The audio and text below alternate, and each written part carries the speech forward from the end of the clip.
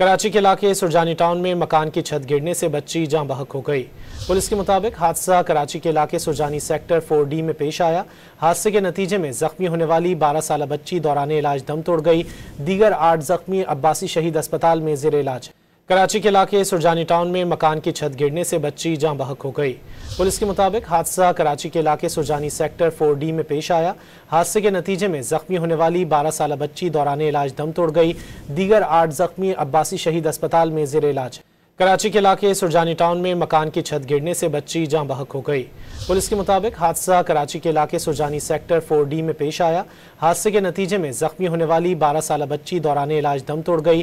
दीगर 8 जख्मी अब्बासी शहीद अस्पताल में जेर इलाज है।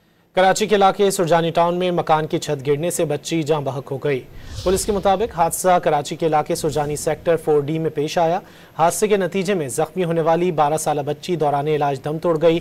दीगर 8 जख्मी अब्बासी शहीद अस्पताल में जेर इलाज है।